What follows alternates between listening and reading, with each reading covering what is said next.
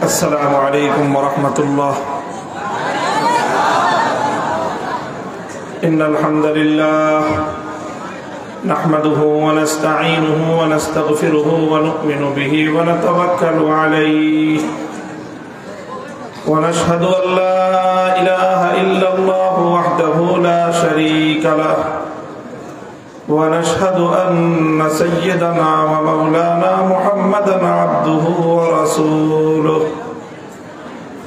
صلى الله تعالى عليه وعلى آله وأصحابه وبارك وسلم تسليما كثيرا. أما بعد فأعوذ بالله من الشيطان الرجيم. بسم الله الرحمن الرحيم.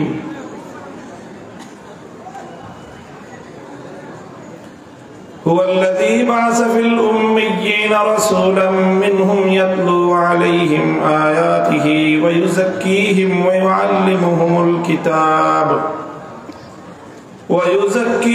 ويعلمهم الكتاب والحكمة وإن كانوا من قبل لفي ضلال مبين. بارك الله لنا ولكم في القرآن العظيم ونفعنا وإياكم بالآيات والذكر الحكيم. اللهم صل على محمد وعلى آل محمد كما صليت على إبراهيم وعلى آل إبراهيم إنك حميد مجيد. اللهم بارك على محمد وعلى آل محمد كما باركت على إبراهيم وعلى آل إبراهيم إنك حميد مجيد.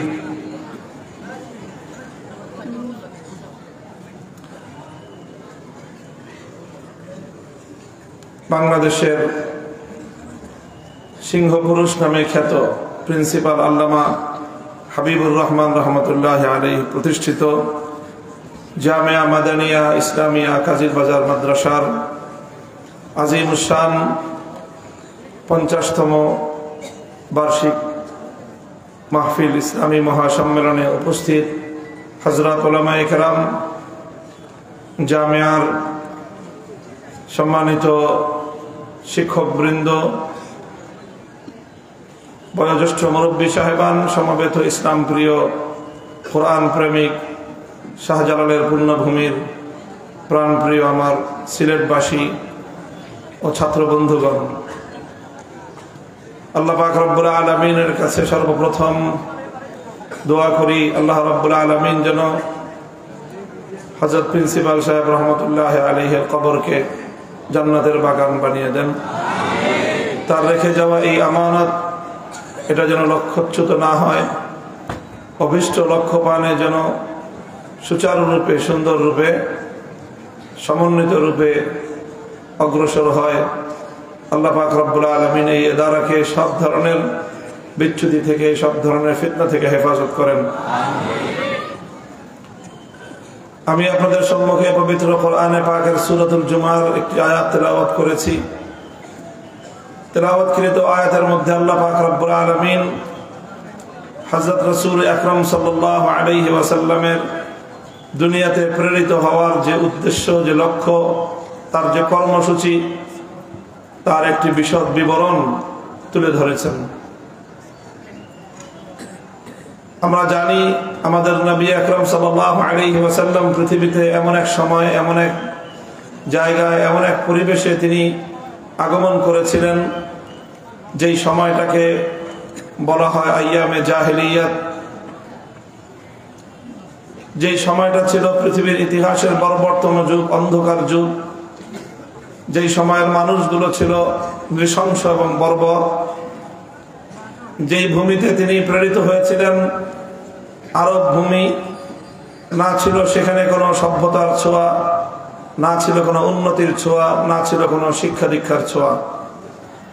সেরকম একটি অশিক্ষিত জাতিকে, একটি বর্বর অসভ্য জাতিকে, একটি অন্ধকার যুগকে নবী আকরাম সাল্লাল্লাহু আলাইহি ওয়াসাল্লাম এমন পরিবর্তন এনেছিলেন, এমন এক ইনকিলাব তিনি সাধন করেছিলেন, এমন একটি বিপ্লব তিনি করেছিলেন যে 23 বছর পরে সেই বর্বর মানুষগুলো পৃথিবীর ইতিহাসের সর্বশ্রেষ্ঠ সোনার মানুষে পরিণত হয়।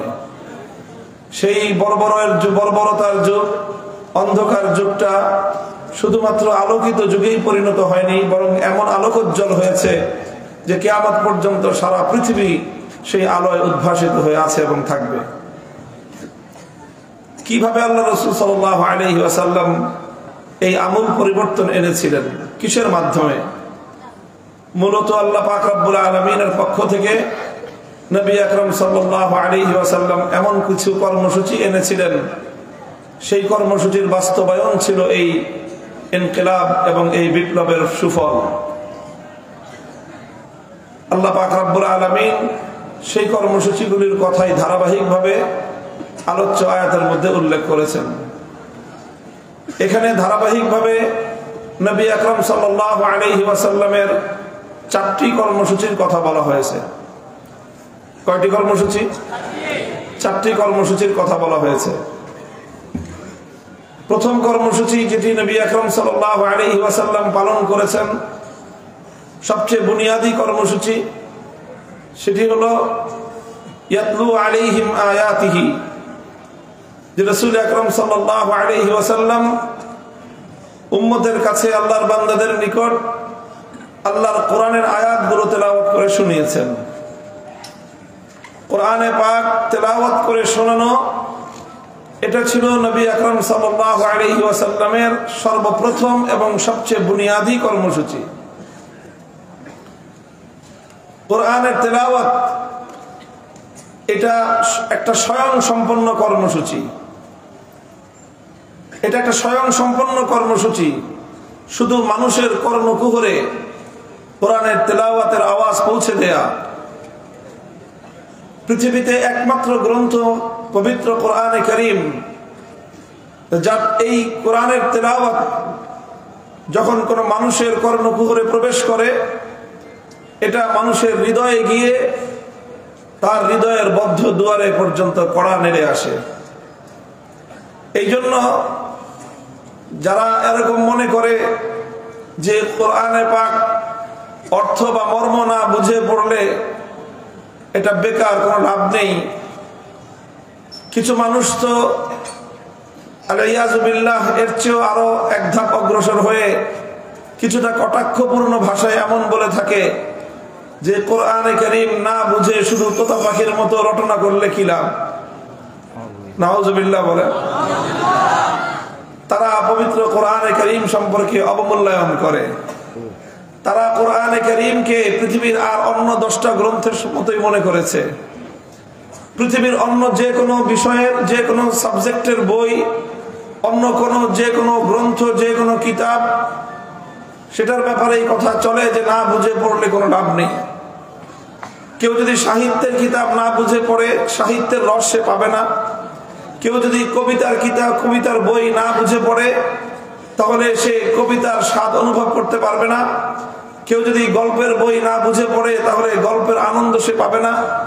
কেউ যদি উপন্যাসের বই না বুঝে পড়ে, উপন্যাসের চরিত্রগুলো সে উপলব্ধি করতে পারবে না। কেউ যদি দর্শনের বই না বুঝে পড়ে, সে দর্শন শাস্ত্র সম্পর্কে কোনো ধারণা লাভ করতে পারবে না। কেউ যদি বিজ্ঞানের বই না বুঝে পড়ে, তাহলে বিজ্ঞান সম্পর্কে তার কোনো জ্ঞান হবে না। কেউ যদি মেডিকেল সায়েন্সের বই না বুঝে পড়ে, তাহলে এই বই পড়ে সে ডাক্তার হতে পারবে না। পৃথিবীর অন্য সকল বিষয়ের বই বুঝে পড়লে লাভ আছে, না বুঝে পড়লে কোনো লাভ নাই। শুধুমাত্র একমাত্র গ্রন্থ আল কোরআনুল কারীম, এটা বুঝে পড়লে যেরকম লাভ আছে, এটা না বুঝেও যদি কেউ শুধুমাত্র এই কোরআনের রিডিং, কোরআনে পাকের এর যে ভাষা, ভাষ্য, কোরআনের ভাষ্যটাকে যদি কেউ শুধুমাত্র না বুঝে তেলাওয়াত করে, তবু এটা অত্যন্ত ইফেক্টিভ এবং প্রভাবক একটি জিনিস, এটা মানুষের হৃদয়ের মধ্যে আঘাত করবে। রাসূল আকরাম সাল্লাল্লাহু আলাইহি ওয়াসাল্লাম জাহিলিয়াতের কুহেলিকা ভেদ করবার জন্য সর্বপ্রথম যে আঘাত এনেছিলেন সেটা ছিল কোরআনে কারীমের তেলাওয়াত। কোরআনে পাকের তেলাওয়াত ছিল আল্লাহর নবীর বিপ্লবের বুনিয়াদী কর্মসূচি। এই বিপ্লবী কর্মসূচির মাধ্যমেই সর্বপ্রথম আল্লাহর নবী জাহিলিয়াতের এই প্রাচীর মধ্যে এমন ভাবে আঘাত করেছিলেন যে সেই আঘাতেই জাহিলিয়াতের প্রাচীর ভেঙে গুড়িয়ে গিয়েছিল। কাজে এই জন্য কোরআনে কারীমের তেলাওয়াত এটা একটা স্বয়ং সম্পূর্ণ কর্মসূচি। কোরআনের মর্ম, কোরআনের ব্যাখ্যা বুঝতে হবে, সেটা হলো ভিন্ন বিষয়, কিন্তু কোরআনে পাকের তেলাওয়াত এটি হলো একটি স্বয়ং সম্পূর্ণ কর্মসূচি। কোরআনে পাকের এটি বৈশিষ্ট্য যে না বুঝে কোরআনের তেলাওয়াত করলেও, অর্থ না বুঝে কোরআনের তেলাওয়াত শুনলেও, যে শুনবে যে কোরআনের তেলাওয়াত করবে তাদের উভয়ের হেদায়েতের জন্য পৃথিবীতে কোরআনে কারীমের চেয়ে ইফেক্টিভ এবং প্রভাবশালী আর কোনো কিছু নেই।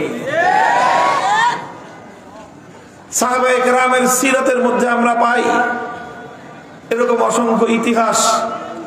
হযরত আবু বকর সিদ্দিক রাদিয়াল্লাহু তাআলা আনহু তার সিরাতের মধ্যে আসে, তিনি একবার মক্কার মানুষের যন্ত্রণায় অতিষ্ঠ হয়ে মক্কা ছেড়ে চলে যাচ্ছিলেন। পথিমধ্যে ইবনু দাগিনা নামক একজন আরব্য সর্দারের সঙ্গে দেখা। জিজ্ঞাসা করলো, আবু বকর কোথায় যাও? তিনি বললেন যে আমি মক্কা ছেড়ে চলে যাচ্ছি, মক্কার মানুষ আমাকে নিপীড়ন করে, ত্যক্ত বিরক্ত করে, অত্যাচার করে, আমায় এখানে আর থাকবো না।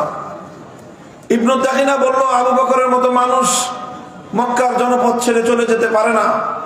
তুমি একজন পরোপকারী মানুষ, তুমি একজন সোনার মানুষ, তোমার মতো মানুষ যদি আরব মক্কা ছেড়ে চলে যায় এটা মক্কার মানুষের জন্য চরম লাঞ্ছনা এবং অপমান এবং তাদের জন্য কলঙ্কের কারণ হবে।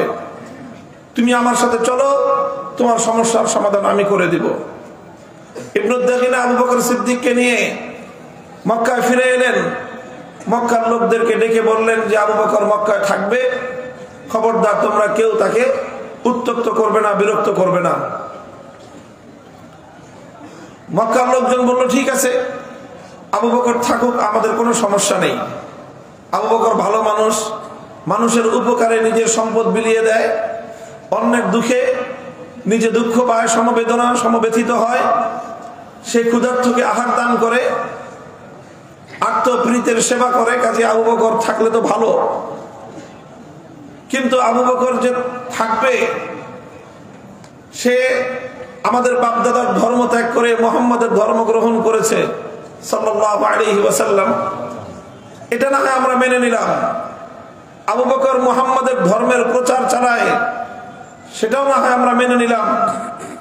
মুহাম্মদের উপর নাজিলকৃত তাদের দাবি অনুযায়ী কিতাব কোরআন সেটা সে তেলাওয়াত করে, এটাও না হয় আমরা আবু বকরের খাতিরে মেনে নিলাম। কিন্তু আবু বকরকে একটা শর্ত মেনে চলতে হবে। কি শর্ত? যে আবু বকর কোরআন তেলাওয়াত করবে, তার ঘরের মধ্যে দরজা জানালা বন্ধ করে তেলাওয়াত করতে হবে। সে ঘরের উন্মুক্ত প্রান্তরে দাঁড়িয়ে, বাইরে দাঁড়িয়ে উন্মুক্ত জায়গায় সে কোরআন তেলাওয়াত করতে পারবে না। কেন পারবে না বাবা? ঘরের মালিকও আবু বকর, ঘরের বাইরের উঠোনের মালিকও আবু বকর, সে তার নিজের বাড়িতে তেলাওয়াত করবে, তোমার সমস্যা কি? বলে যে না, সে যদি বাইরে দাঁড়িয়ে তেলাওয়াত করে আমাদের সমস্যা আছে। কি সমস্যা? বলে যে আবু বকর যখন তার আবেগ মাখা কণ্ঠে আল্লাহর কোরআনের তেলাওয়াত করতে শুরু করে, এই তেলাওয়াতের আওয়াজ যতদূর পর্যন্ত পৌঁছে যায়, আমরা আমাদের ঘরগুলোতে শিশু বাচ্চাদেরকে পর্যন্ত আমরা ধরে রাখতে পারি না। মন্ত্রমুগ্ধের মতো যেমনটা নাকি লোহাকে চুম্বক আকর্ষণ করতে থাকে, আবু বকরের তেলাওয়াতে কোরআন আমাদের ঘরগুলো থেকে শিশু শিশু বাচ্চাদেরকে পর্যন্ত এভাবে আকৃষ্ট করে তার দিকে টেনে আনতে থাকে। কোনো বাধা দিয়ে আমরা তাদেরকে রুখতে পারি না। কোরআনের তেলাওয়াত মানুষকে এভাবেই নিজের দিকে আকৃষ্ট করে। মুহতারাম হাজিরিন, আজও পবিত্র কোরআনে পাকের তেলাওয়াতের সেই ইফেক্টিভনেস, তার সেই যে প্রভাব, এটা এখনো বিদ্যমান আছে। এখনো যদি আবেগ মাখা কণ্ঠে ইখলাসের সাথে হেদায়েতের নিয়তে আল্লাহর কোরআনের তেলাওয়াত করা হয়, এই তেলাওয়াত মানুষের হৃদয়ের মধ্যে যে ঝংকার তুলতে পারবে, আল্লাহর কসম খেয়ে বলতে পারি, পৃথিবীতে কোরআনে পাকের মতো মানুষের হৃদয়কে আন্দোলিত করবার মতো ভিন্ন কোনো পথ নাই। এই জন্য আমাদের কথা যে মুসলমানদের এই যে পুনর্জাগরণের একটা সময়, এই পুনর্জাগরণের জন্য প্রয়োজন হলো ঘরে ঘরে আল্লাহর কোরআনের তেলাওয়াতের পরিবেশ তৈরি করো। মুসলমানদের আগামী প্রজন্মের কণ্ঠে কণ্ঠে আল্লাহর কোরআনের তেলাওয়াতের ধ্বনি উচ্চারিত হোক। প্রতিটি মুসলমানের সন্তান যেন আল্লাহর কোরআনে পাকের বিশুদ্ধ তেলাওয়াত শিখতে পারে, সেই ব্যবস্থা করো। আলহামদুলিল্লাহ, আমাদের মাদ্রাসাগুলোর মক্তব এবং হিফজ বিভাগ দুটো সেক্টর সম্পূর্ণ শুধুমাত্র কোরআনের তেলাওয়াত উম্মতের মধ্যে প্রচলন ঘটানোর জন্যই চলছে। কথা ঠিক কিনা? এবং আলহামদুলিল্লাহ, এই কোরআনের তেলাওয়াতের এই কেন্দ্রগুলো, ছোট ছোট মক্তবগুলো হাফিজ হুজুর রাহমাতুল্লাহি আলাইহির ভাষায় বলতে গেলে এগুলো হলো আল্লাহর দ্বীনকে রক্ষা করার জন্য এক একটা দুর্গ, এক একটা ক্যান্টনমেন্ট। এই জন্য এই মক্তবগুলো, কোরআনের প্রতিষ্ঠানগুলো মুসলমানদের বুনিয়াদী প্রতিষ্ঠান, ঈমান রক্ষার বুনিয়াদী প্রতিষ্ঠান, হেদায়েতের বুনিয়াদী প্রতিষ্ঠান, উম্মতে মুসলিমার আবেগ এবং চেতনাকে জাগ্রত করবার প্রতিষ্ঠান।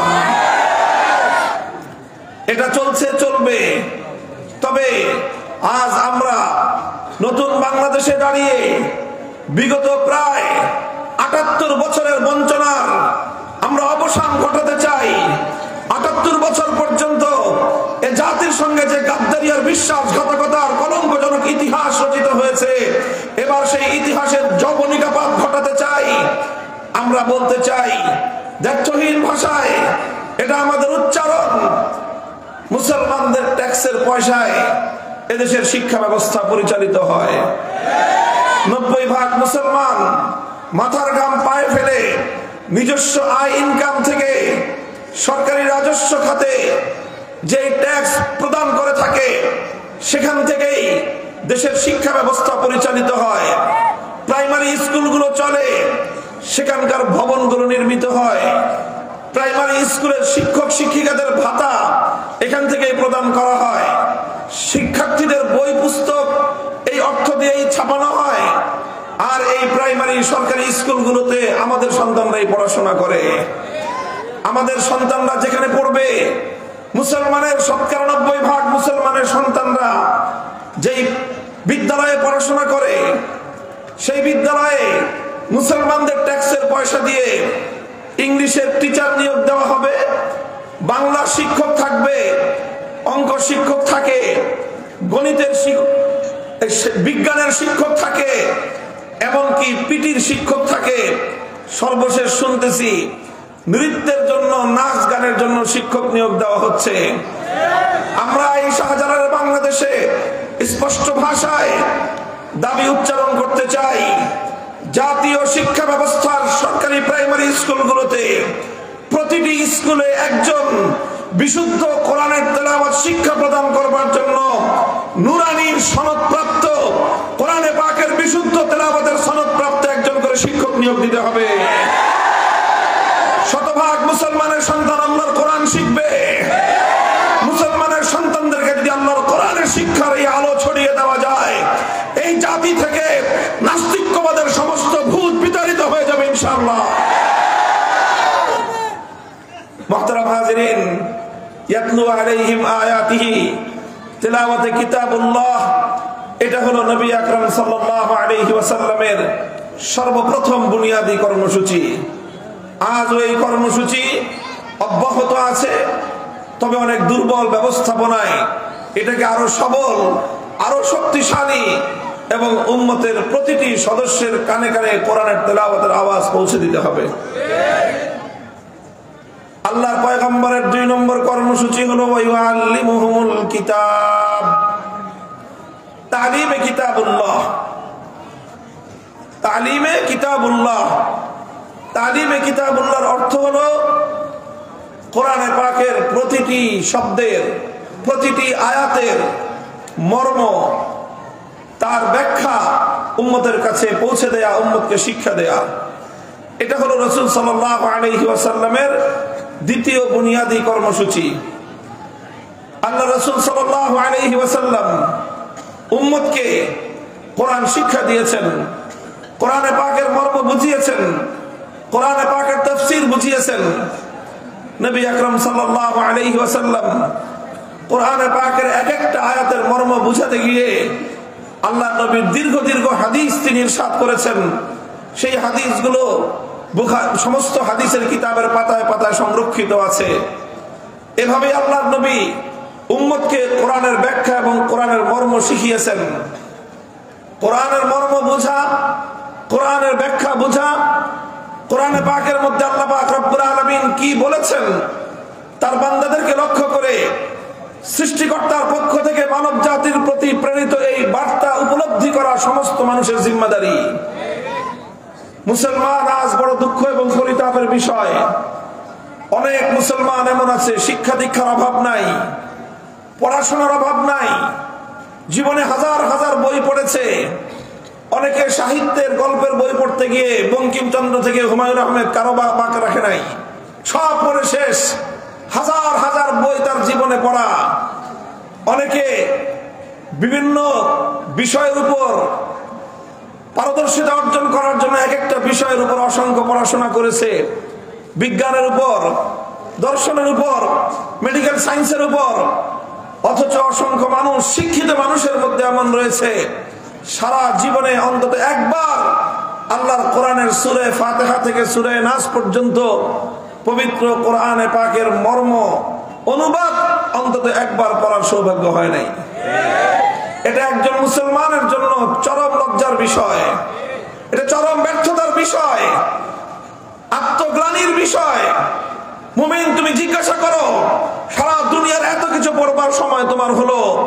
তোমার সৃষ্টিকর্তা তোমার কাছে যে বার্তা পাঠালেন, তিনি তোমার কাছে যেই কিতাব তোমার হেদায়েতের জন্য নাজিল করলেন, তুমি এত কিছু বুঝলা, মহাকাশ থেকে নিয়ে পাতাল পর্যন্ত, সমুদ্রের অতল গহ্বর পর্যন্ত সব কিছু তুমি জানলা, সব কিছু তুমি বুঝলা, কিন্তু তোমার রবের পক্ষ থেকে, তোমার সৃষ্টিকর্তার পক্ষ থেকে পাকের সূরা ফাতিহা থেকে সূরা নাস পর্যন্ত শুধুমাত্র অনুবাদ, একটা নির্ভরযোগ্য অনুবাদ থেকে কোরআনে পাকের অনুবাদ, আলহামদুলিল্লাহ উলামায়ে কেরাম লিখেছেন, অসংখ্য অনুবাদ রয়েছে, স্বয়ং আমাদের খুদ বাংলা ভাষায় আছে।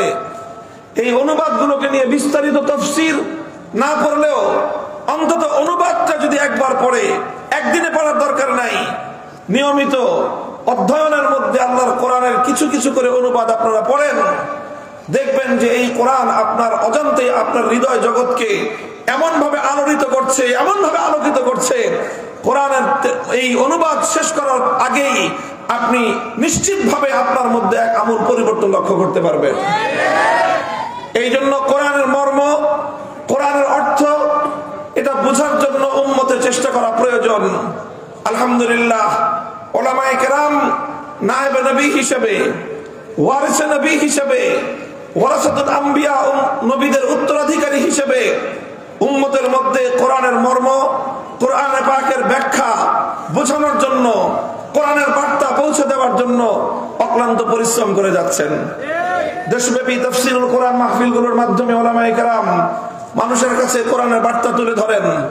মসজিদে মসজিদে তাফসীরুল কোরআন হয়, ইমাম এবং খতিব সাহেবান তারা মুসল্লিদের কাছে কোরআনের বার্তা পৌঁছে দেন। এছাড়া উলামায়ে কেরাম তাফসীর গ্রন্থ লিখেছেন, অনুবাদ গ্রন্থ লিখে, কোরআনের অনুবাদ লিখে লিখে মানুষের কাছে কোরআনের এই পয়গাম, কোরআনে পাকের বার্তা পৌঁছে দেওয়ার জন্য অব্যাহতভাবে প্রচেষ্টা চালিয়ে যাচ্ছেন। কথা ঠিক কিনা? এবং আলহামদুলিল্লাহ আমাদের মাদ্রাসার শিক্ষা সিলেবাস, বিশেষ করে আমি কওমি মাদ্রাসা শিক্ষা সিলেবাসের ব্যাপারে বলছি যে এই যে 10 বছরের শিক্ষা সিলেবাস আমাদের, এই পূর্ণটাই হলো মূলত কোরআনের মর্ম বুঝে উম্মতের কাছে কোরআনের সে মর্ম, কোরআনের ব্যাখ্যা, কোরআনের বার্তা, কোরআনের পয়গাম জাতির কাছে তুলে ধরারই প্রয়াস। আমরা 5 বছর মক্তব এবং হিফজখানা কোরআনের তেলাওয়াতের শিক্ষার জন্য ব্যয় করি, কোরআনের তেলাওয়াত শিক্ষার জন্য 10 বছর কোরআনের অর্থ এবং ব্যাখ্যা শিখবার জন্য আমরা ব্যয় করি। আলহামদুলিল্লাহ এটা হলো নবী আকরাম সাল্লাল্লাহু আলাইহি ওয়াসাল্লামের দ্বিতীয় কর্মসূচি।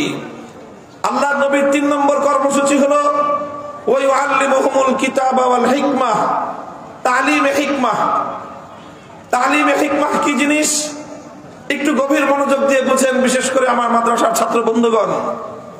তালিমে হিকমত হাকিমুল ইসলাম কারি তাইয়্যিব সাহেব রহমতুল্লাহি আলাইহি সহ মুফতি আজম মুফতি শফি রহমতুল্লাহি আলাইহি অনেকেই তালিমে হিকমতের অগ্রগণ্য ব্যাখ্যা যেটাকে সাব্যস্ত করেছেন সেটা হলো এই যে কোরআনে পাক শুধু তাফসীর করলেই এর মর্ম পরিপূর্ণ বুঝে আসে না। কোরআনে পাকের শুধুমাত্র মর্ম বলে দিলেই মানুষ পূর্ণাঙ্গভাবে বুঝতে পারে না, বরং কোরআনে পাক এটা হলো একটা প্র্যাকটিক্যাল কিতাব। কোরআনটা কি বললাম? এটা একটা প্র্যাকটিক্যাল কিতাব। যারা জেনারেল সাধারণ শিক্ষার লাইনে পড়াশোনা করেছেন তারা খুব ভালো করে জানেন যে বিজ্ঞান, যে সকল স্কুলে বিজ্ঞান শাখা আছে সেখানে কেমিস্ট্রি, পদার্থ বিজ্ঞান যদি পড়তে হয়, বুঝতে হয়, ল্যাবে গিয়ে প্র্যাকটিক্যাল করতে হয়। সবচেয়ে বেশি মেডিকেল কলেজে যারা পড়াশোনা করেন তারা মেডিকেলে শুধু টিচারদের লেকচার শুনে কেউ মেডিকেলে ডাক্তার হয়ে যাবে, অথবা মেডিকেলের বইপত্র মুখস্থ করে কেউ ডাক্তার হয়ে যাবে, কোশ্চিনকালেও সম্ভব নয়। বরং প্রত্যেকটা সাবজেক্টে, প্রত্যেকটা ক্লাসে একটা অংশ থাকে প্র্যাকটিক্যালের জন্য। এবং মেডিকেল কলেজগুলোতে অনেক ল্যাবরেটরি থাকে, সেখানে মানব দেহের মাথা থেকে নিয়ে পা পর্যন্ত প্রত্যেকটা অঙ্গ প্রত্যঙ্গের ডিটেলস বিবরণ তার নকশা সহ আছে। সেগুলো প্র্যাকটিক্যাল হাতে কলমে টিচাররা, শিক্ষকগণ শিক্ষার্থীদেরকে হাতে কলমে শিক্ষা দিয়ে থাকেন। এইভাবে যদি প্র্যাকটিক্যাল না করা হয়, বই মুখস্থ করে লেকচার শুনে পৃথিবীর কোনো মানুষ কোনদিন ডাক্তার হতে পারে না। মেডিকেল সায়েন্স যেরকম প্র্যাকটিক্যাল একটা জ্ঞান, তার চেয়ে বেশি প্র্যাকটিক্যাল হলো আল্লাহর কোরআনে পাক।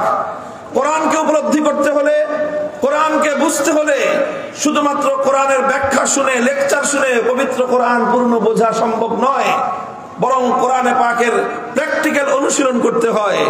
কোরআনের অসংখ্য বিধান এমন রয়েছে যেই বিধানগুলো আল্লাহর নবী প্র্যাকটিক্যাল না দেখালে উম্মতের পক্ষে সেই বিধানগুলোর উপর আমল করা কোনোদিনও সম্ভব ছিল না। এই জন্য রাসূল আকরাম সাল্লাল্লাহু আলাইহি ওয়াসাল্লামের 3 নম্বর জিম্মাদারি হলো তালিমে হিকমাহ ওয়া ইউআল্লিমুহুমুল কিতাবা ওয়াল হিকমাহ। হে নবী, আপনি যেই কোরআনকে তেলাওয়াত করলেন, এরপরে আপনি যেই কোরআনের তালিমে কিতাবের মাধ্যমে মর্ম এবং ব্যাখ্যা বোঝালেন, সেই কিতাবকে আপনি শুধুমাত্র ব্যাখ্যা বর্ণনা করে বোঝানোর মধ্যেই আপনার দায়িত্ব ক্ষান্ত নয়, বরং আপনার 3 নম্বর দায়িত্ব হলো তালিমে হিকমত, অর্থাৎ কোরআনে পাকের এক একটা আয়াত এবং এক একটা বিধানের মর্ম আপনি প্র্যাকটিক্যাল বাস্তবায়ন করে উম্মতকে দেখিয়ে দিবেন। প্র্যাকটিক্যাল বাস্তবায়ন করে আল্লাহর পয়গম্বর কোরআনের বিধানগুলো দুনিয়াবাসীর সামনে উপস্থাপন করেছেন।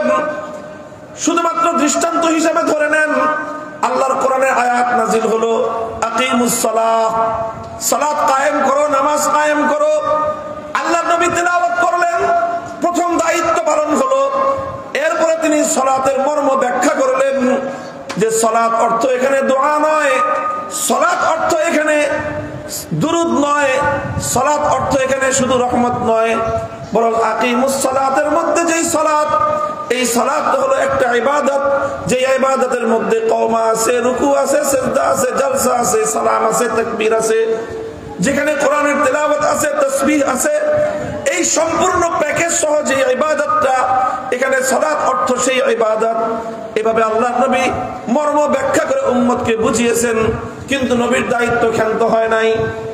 এরপর আল্লাহর পয়গম্বর তালিমে হিকমতের জন্য তিনি সালাত আদায় করে নামাজ পড়ে দেখিয়েছেন। মদিনার মসজিদ নববীর মধ্যে আল্লাহর নবী মিম্বরের উপর দাঁড়িয়ে 2 রাকাত নামাজ আদায় করলেন।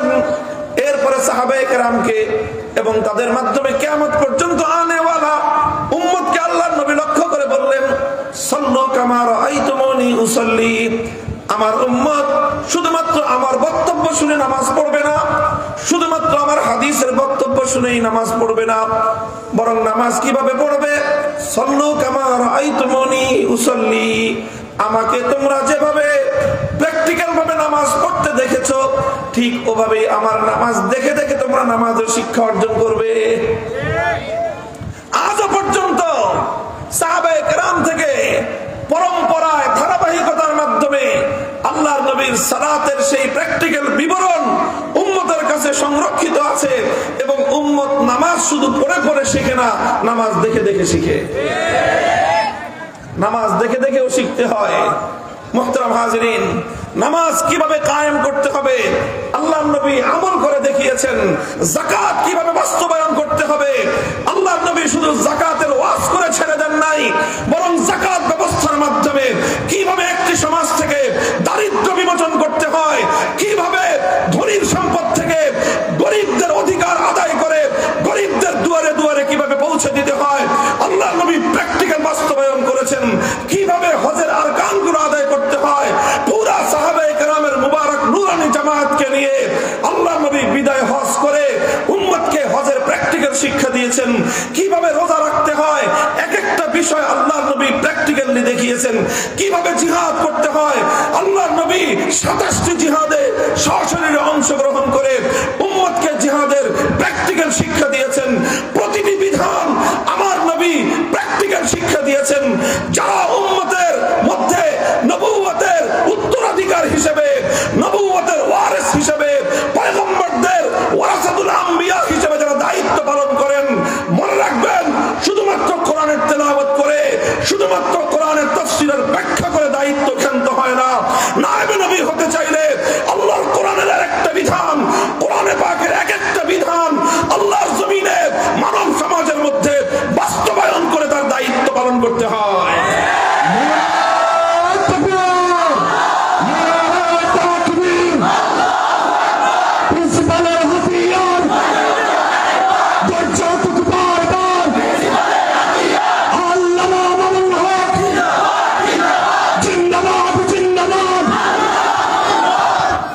মুহতারাম হাজিরিন, এটা তো বললাম শুধুমাত্র কিছু ইবাদতের কথা। আল্লাহ নবী শুধুমাত্র ইবাদতের প্র্যাকটিক্যাল করেছেন তা নয়, শুধুমাত্র ইবাদতেরই আমলি নকশা পেশ করেছেন তা নয়, বরং কোরআনে পাকের প্রতিটি বিধান কিভাবে আল্লাহর জমিনে বাস্তবায়ন করতে হয় আমার নবী তার দৃষ্টান্ত উম্মতের সামনে প্র্যাকটিক্যাল ভাবে বাস্তব নমুনা উপস্থাপনের মাধ্যমে রেখে গিয়েছেন। কোরআনে পাকের অসংখ্য বিধান রয়েছে, কোন কোন বিধান রয়েছে যার সম্পর্ক বিচার ব্যবস্থার সঙ্গে, কোরআনে পাকের অনেক বিধান রয়েছে যার সম্পর্ক রাষ্ট্র ব্যবস্থার সঙ্গে। আল্লাহর নবী বিচার ব্যবস্থা কায়েম করেছেন, রাষ্ট্র প্রতিষ্ঠা করেছেন, করে করে এক একটা বিধান আল্লাহর জমিনে বাস্তবায়ন করে পূর্ণ কোরআনকে মানব জাতির সামনে শুধু ব্যাখ্যা করে নয়, প্র্যাকটিক্যাল বাস্তবায়ন করে দেখিয়ে গেছেন। কিভাবে সেগুলো করেছেন ইতিহাস থেকে ছোট ছোট কথা উম্মতের সামনে উপস্থাপন করে আমরা উম্মতকে আবার সেই সোনালী যুগের কথা মনে করিয়ে দেই, সেই স্মৃতিচারণ করে উম্মতকে উজ্জীবিত করতে চাই। আবার উম্মত জেগে উঠুক, এই উম্মত জাহিলিয়াতের তাখতে তাওস ভেঙে খান খান করে সেই জাহিলিয়াতের কবর রচনা করে উম্মতে মুহাম্মাদিয়া তাদের নবীর আদর্শে উজ্জীবিত এক সোনালী সমাজ প্রতিষ্ঠা করুক।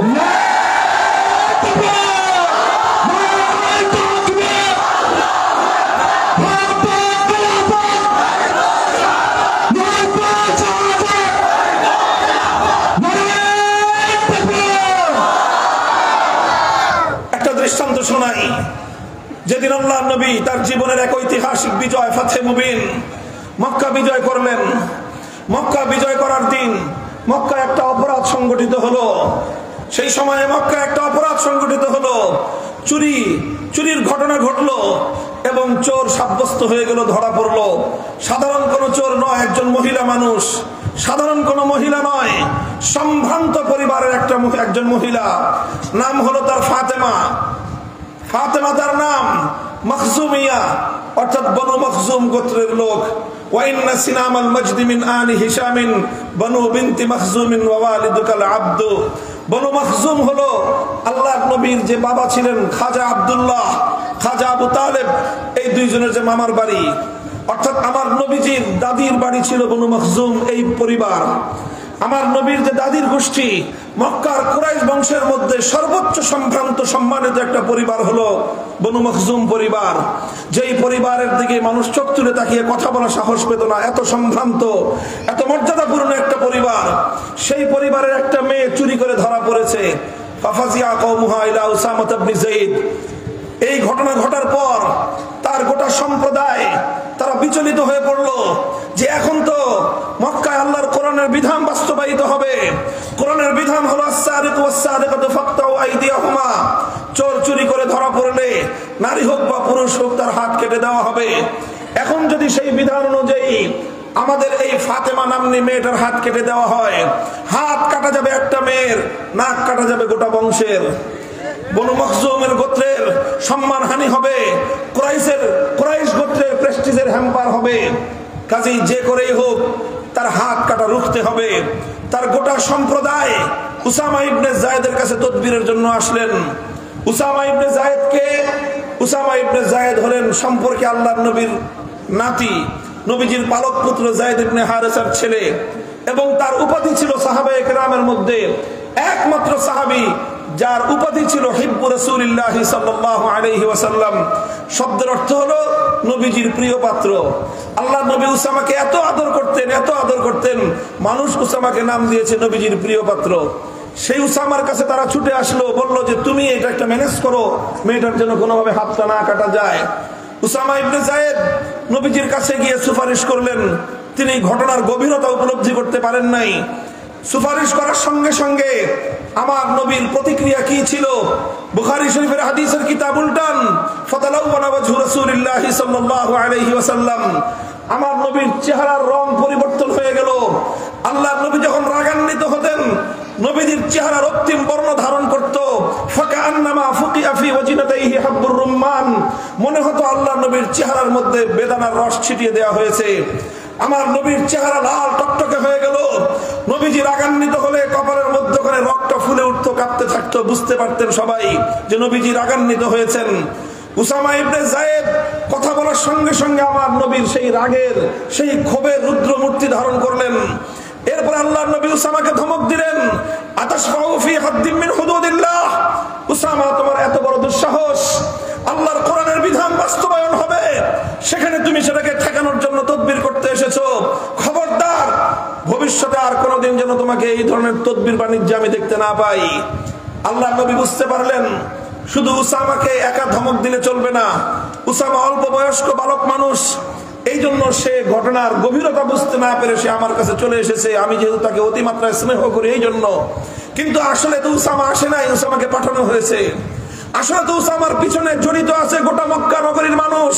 উসামার পিছনে জড়িত আছে আমার বংশের লোকেরা, আমার ব্লাড কানেক্টেড, আমার রক্তের সম্পর্কের, আমার আত্মীয় স্বজন, আমার দাদির গোষ্ঠীর লোকজন, আমার বাবার গোষ্ঠীর লোকজন, তারাই ঘটনার সঙ্গে জড়িত। সুতরাং আল্লাহর নবী বুঝলেন শুধু উসামাকে একা ধমক দিলে তার সংশোধন করলেই চলবে না। এটা এক জাহিলিয়াত।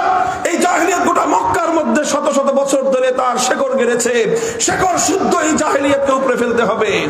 ফালাম্মা কানাল আশিয়ু কাম রাসূলুল্লাহ সাল্লাল্লাহু আলাইহি ওয়াসাল্লাম, বিকালবেলা আসরের নামাজের পরে আল্লাহর নবী পবিত্র বাইতুল্লাহর সামনে দাঁড়িয়ে গেলেন, জাতির উদ্দেশ্যে ভাষণ দেবেন। হে দুনিয়ার মানুষ, বিপ্লব পরবর্তী সময়ে পৃথিবীর অনেক বিজয়ীরা জাতির উদ্দেশ্যে ভাষণ দিয়েছে অনেক বক্তব্য দেওয়ার জন্য। আমার নবীও জাতির উদ্দেশ্যে ভাষণ দিয়েছেন মক্কা বিজয়ের পর। তুলনা করে দেখো, একটি সুন্দর জাতি গঠনের জন্য, একটি বৈষম্যহীন সমাজ গড়বার জন্য বিশ্বনবীর চেয়ে উত্তম আদর্শ দুনিয়ার কোথাও খুঁজে পাবে না। আমার নবী বললেন, তাদেরকে বুঝিয়ে বললেন যে দেখো, হে আমার কওম, হে আমার জাতি, হে আমার সম্প্রদায়, ইন্নামা হালাকা মান কানা ক্বাবলাকুম ইযা সারাকা ফীহিমুদ দাঈফ আকামু আলাইহিল হাদ ওয়া ইযা সারাকা ফীহিমুশ শরীফ তারাকুহু। তোমাদের পূর্বে বহু জাতিকে আল্লাহ পাক রব্বুল আলামিন ধ্বংস করে দিয়েছেন। সেই সকল জাতির কি অপরাধ ছিল?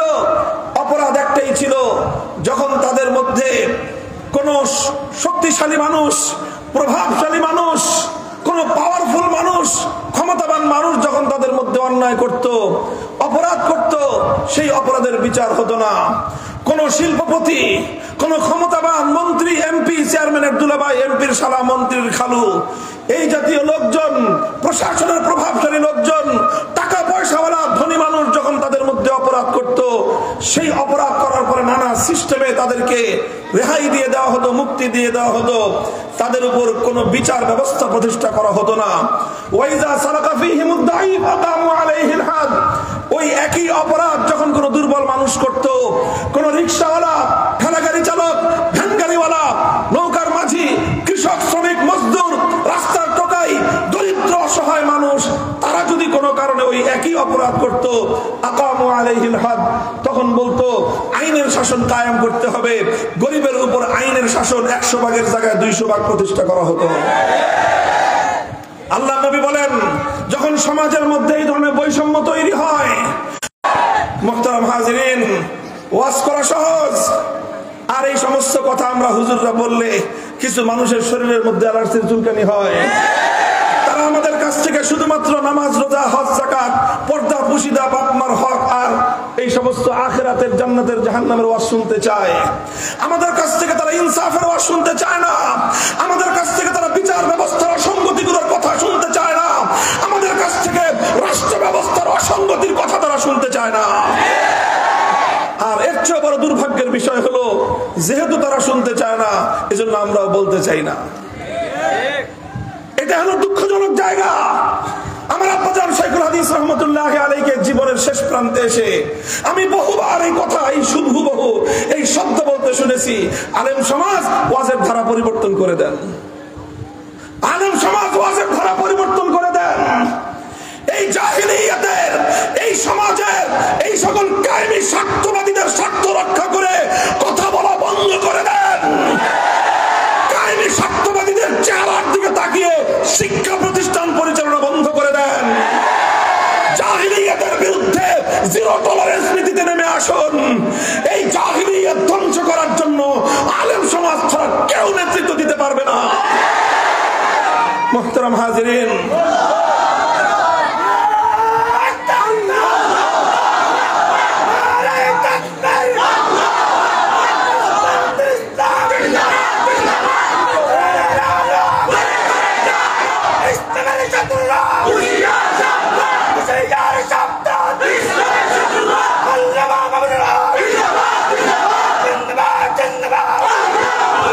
যে কথা বলতে আমাদের দ্বিধা নাই, আমার দেশের যে বিচার ব্যবস্থা প্রচলিত আছে, এই গোটা বিচার ব্যবস্থার ভিত্তি হলো বৈষম্যের উপর।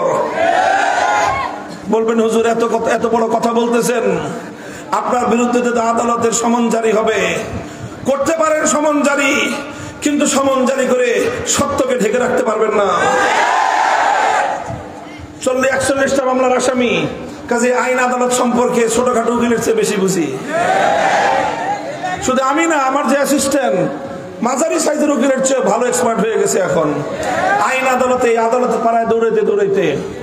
বর্তমান যে বিচার ব্যবস্থা, সেই বিচার ব্যবস্থার অনেকাংশেই যে কথাটা সত্য, একেবারে চিরন্তন সত্য, মর্মান্তিক সত্য হলো এই, টাকা আছে যার বিচার পাবে সে।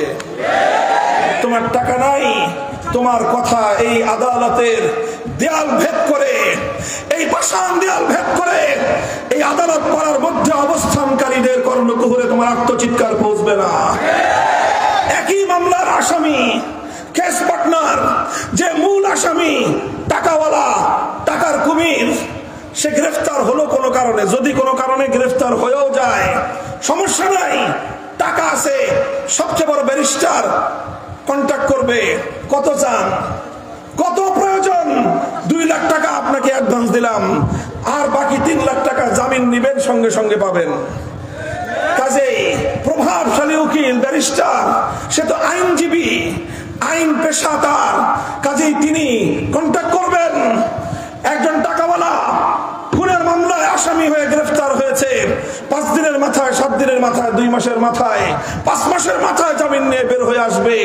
একই মামলার আসামি আরেকজন গরিব রিক্সাওয়ালা, টাকা নাই, যার নুনন্তে পান্তা ফুরায়, যার ঘরে চুলার আগুন জ্বলে না, যার রিক্সার প্যাডেল না ঘুরলে তার অসুস্থ মায়ের চিকিৎসার ব্যবস্থা হয় না, যার রিক্সার প্যাডেল না ঘুরলে তার দুগ্ধপোষ্য সন্তানের মুখে প্রয়োজনীয় আহারটুকুর ব্যবস্থা হয় না, সে সন্তানের আহারের ব্যবস্থা করবে না। তার এই বৃদ্ধা পিতা মা, বৃদ্ধা মা ধুকে ধুকে মরবে না, তার এই স্ত্রী সে মানুষের দুয়ারে দুয়ারে ভিক্ষা করে ফিরবে, এগুলো করবে না, বাড়িঘর বিক্রি করে উকিল ভাড়া করবে। বলেন, তার বাড়িঘর বিক্রি করে উকিল ভাড়া করার পয়সা তার নাই, সুতরাং তার জন্য বড় কোনো উকিল গিয়ে দাঁড়াবে না। বলবেন সরকার তো উকিল দেয়, যার কোনো উকিল নাই তার উকিল সরকার দেয়, লেখা থাকে।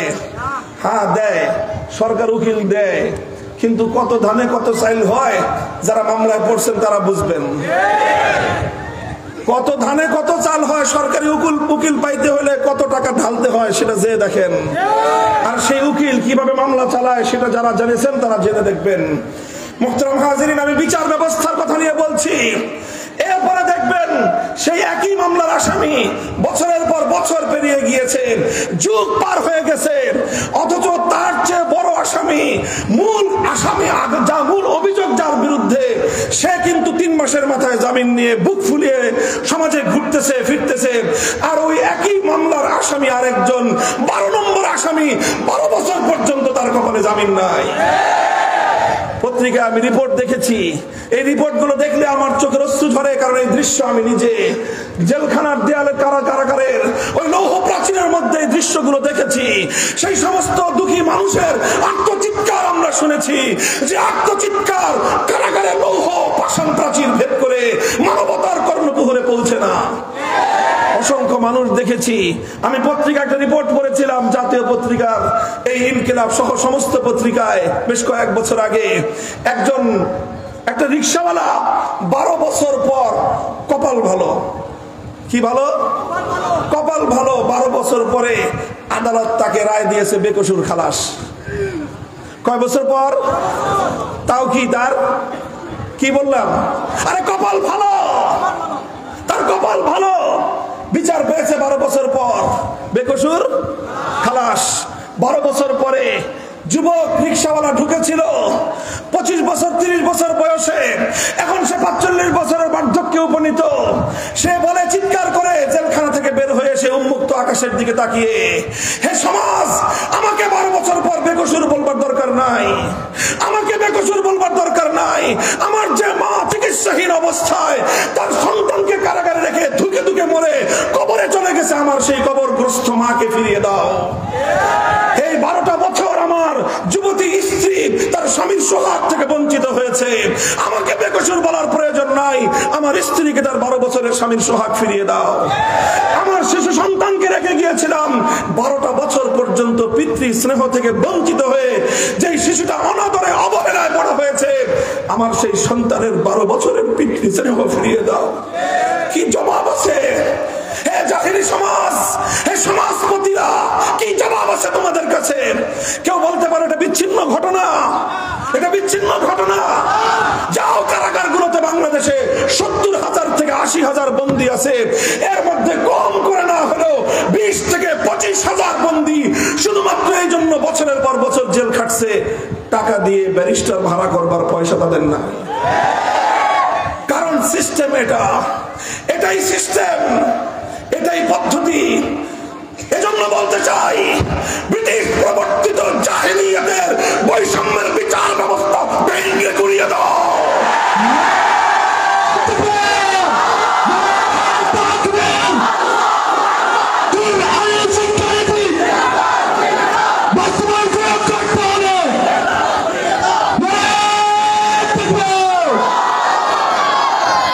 ইসলাম বিচার ব্যবস্থা দিয়েছে। কেউ যদি এখানে আইনজীবী থেকে থাকেন মাফ করবেন, আমি আপনার ব্যক্তিগত বিষয় নিয়ে কথা বলছি না। আজকের এই জাহেলি সমাজ ব্যবস্থায় অনেক আইনজীবীরা আছেন, মানবিক কাজ তারা করেন আলহামদুলিল্লাহ। কিছু অনেক মানুষ আছেন প্রত্যেকটা সেক্টরেই, যারা মানুষের প্রতি দরদ দিয়ে কাজ করেন। সেই মানুষগুলো কাজ করে বলে এখন আসমান মাথার উপর উঠে আছে, সে মানুষগুলো কাজ করে বলে এখনো পৃথিবীতে বাতাস প্রবাহিত হয়। আর যদি সেই মানুষগুলোর এই মানবিকতা না থাকতো, মানুষের প্রতি মানুষের এই মমতা যদি না থাকতো, কিয়ামত অনেক আগেই হয়ে যেত। আমি তাদের প্রতি শতভাগ শ্রদ্ধা প্রদর্শন করেই বলতে চাই, আমার আর্গুমেন্ট, আমার ক্রিটিসিজম এই বর্তমান প্রচলিত বিচার ব্যবস্থা নিয়ে। আমরা বলতে চাই, এইভাবে প্রত্যেকটা মামলা লড়ার জন্য উকিল লাগবে, ইসলাম এই ধরনের কোন বিচার ব্যবস্থাকে সমর্থন করে না। কেন উকিল লাগবে? কেন মধ্যস্থতাকারী ভাড়া করা লাগবে? বাদী আসবে, বিবাদী আসবে, উভয়ে যার যার বক্তব্য দিবে, বিচারক থাকবে, তদন্ত করতে হলে রাষ্ট্রীয় খরচে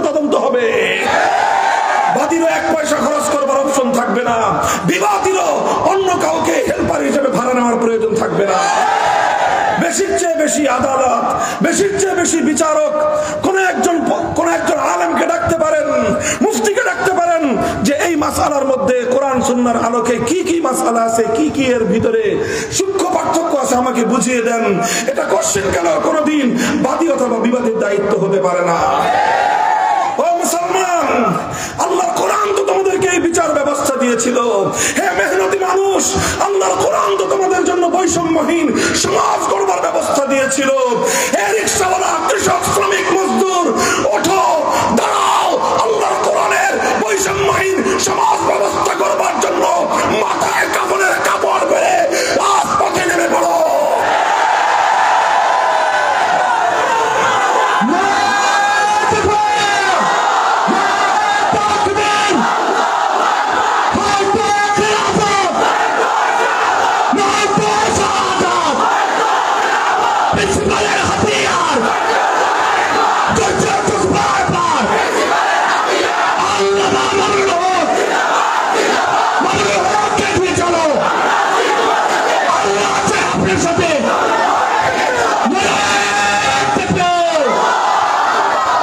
মুহতারাম হাজিরিন, ক্ষমা করবেন আমাকে, কথাগুলো বলতে গেলে কণ্ঠের আওয়াজ আমরা নিয়ন্ত্রণ করতে পারি না। এই আওয়াজ শুধু আমাদের কণ্ঠের নয়, এটা হৃদয়ের রক্তক্ষরণ। আপনারা দেখেন নাই, এই মানুষগুলোকে দেখলে মনে হয় কাকে ছেড়ে কার জন্য আমি কাজ করব। পাগল হয়ে যেতে হয়, এই কারাগারে গেলে পাগল হয়ে যেতে হয় যে অসংখ্য মানুষ, অসহায় মানুষ, দরিদ্র মানুষ, তাদের পয়সা নাই, তাদের কপালে বিচারও নাই। মুহতারাম হাজিরিন, বলছিলাম আপনারা বলবেন যে হুজুর খালি বিচার ব্যবস্থা নিয়ে এত কথা বলে লাভটা কি? ওলামায়ে কেরাম বিচার এবং ইনসাফ, ন্যায় বিচার এবং বৈষম্যের বিচার, বিপদটা খুব সাধারণ মামুলি কোনো বিষয় নয়। এটা সাধারণ কোনো মামুলি বিষয় নয়। আল্লাহ কোরআন কেন নাজিল করেছেন? নবীদেরকে আল্লাহ কেন পাঠিয়েছেন? যুগে যুগে আসমানি শরীয়ত কেন দুনিয়াতে এসেছে? খুলেন আল্লাহর কোরআন, সূরাতুল হাদীদ তেলাওয়াত করেন। আল্লাহ তো বলছেন, লাকাদ আরসালনা রুসুলানা বিল বায়িনাতি ওয়া আনজালনা মাআহুমুল কিতাবা ওয়াল মিজান লিয়াকুমান নাসু বিল কিসত। আল্লাহ বলছেন, আমি যুগে যুগে নবী রাসূল প্রেরণ করেছি, তাদের কাছে আসমানি কিতাব নাজিল করেছি। কেন? শুধুমাত্র মানুষকে নামাজ পড়ানোর জন্য? অবশ্যই নামাজ ইসলামী শরীয়তের সবচেয়ে গুরুত্বপূর্ণ বিধান, সন্দেহের কোনো অবকাশ নাই। কিন্তু শুধু ইবাদতের জন্যই আল্লাহ পাক আসমানি শরীয়ত নাজিল করেন নাই। শুধুমাত্র ইবাদতের বিধান বাস্তবায়নের জন্যই আল্লাহ পাক কিতাব নাজিল করেন নাই, রাসূল পাঠান নাই। রাসূল পাঠানোর, কিতাব নাজিল করার অন্যতম একটা মৌলিক উদ্দেশ্য হলো লিয়াকুমান নাসু বিল কিসত, মানব সমাজে ইনসাফ কায়েম করা, বেইনসাফি নির্মূল করা, বৈষম্য দূর করা, বৈষম্যের বিরুদ্ধে লড়াই করা। এটা শুধু বৈষম্য বিরোধী ছাত্র নেতৃবৃন্দের দায়িত্ব না। আর আলেমরা আমাদের দায়িত্ব হলো শুধুমাত্র বৈষম্যের আয়াত আর হাদিস ব্যাখ্যা করা। ভাই উঠেন, উঠেন। আপনাদের এই সমাজের আপনাদের সন্তানরা স্কুল, কলেজ, ইউনিভার্সিটিতে গিয়ে সব বখটে হয়ে যায় নাই, বিশ্বাস করেন। সবাই বখটে হয়ে যায় নাই। আজও স্কুল, কলেজ, ইউনিভার্সিটিতে অনেক সন্তান আমাদের রয়েছে যাদের হৃদয়ে তাওহীদের আগুন জ্বলছে, যারা বৈষম্যহীন সমাজ গড়বার জন্য রক্ত দিতে প্রস্তুত, যারা আবু সাঈদদের মতো, মুঈর মুক্তদের মতো মানুষের জন্য অকাতরে জীবন দেওয়ার জন্য প্রস্তুত। হে আলেম সমাজ, তোমরা একটু জাগো। তোমাদের ওই সমস্ত স্কুলের, কলেজের সন্তানদের, তোমাদের ভার্সিটির ভাইদেরকে একটু আলোক পত্রিকা দেখাও, একটু আশার বাণী শোনাও, একটু নেতৃত্ব দাও। তোমার এই বাংলাদেশ ইসলামের সোনালী বাংলাদেশে পরিণত হবে।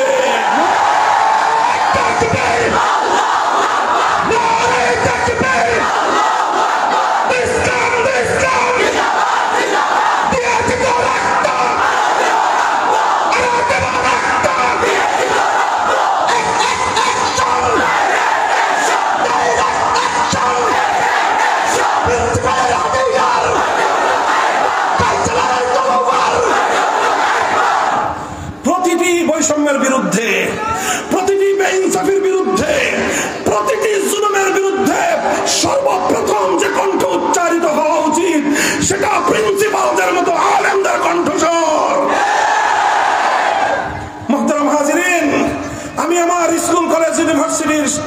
সন্তানদেরকে আহ্বান করি, তোমাদেরকে আমি ভালোবাসা জানাই, শ্রদ্ধা মিশ্রিত স্নেহের বার্তা তোমাদের কাছে পৌঁছে দেই।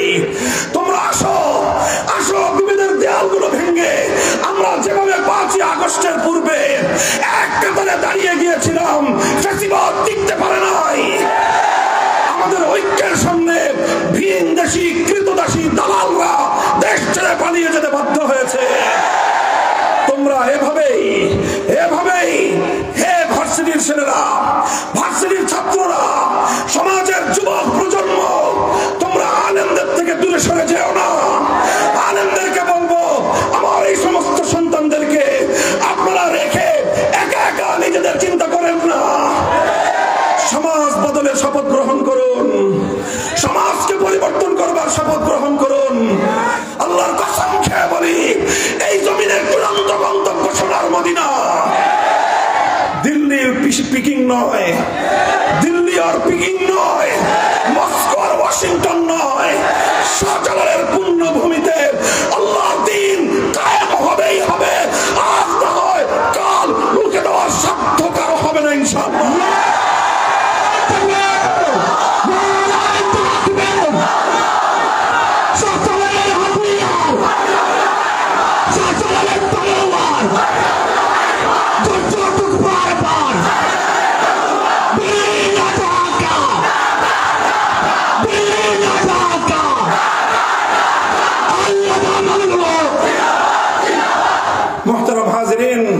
কথা আমাদের পরিষ্কার, বার্তা পরিষ্কার।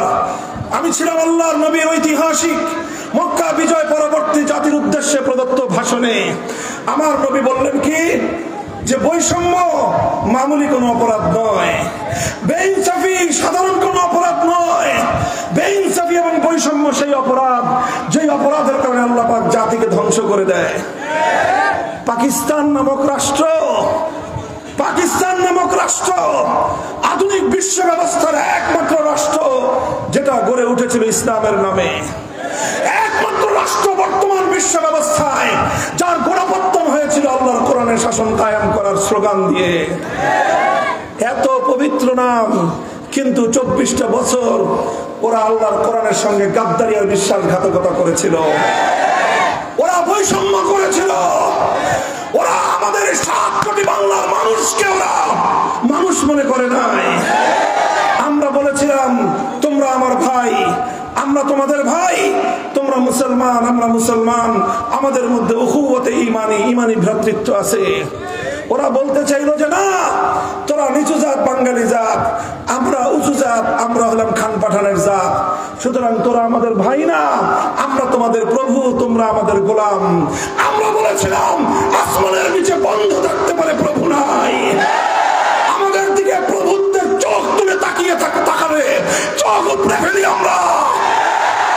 একই বার্তা দিল্লির প্রতি, প্রতিবেশী হিসেবে বন্ধুত্ব করবা, বন্ধুত্বের আচরণ পাবা, আর কাঁটাতারে আমার ফেলানিকে ঝুলিয়ে রাখবা। আমরা প্রতিটি হত্যাকাণ্ডের প্রতিশোধ গ্রহণ করবার জন্য শাহজালালের চেতনায় উদ্বুদ্ধ হব।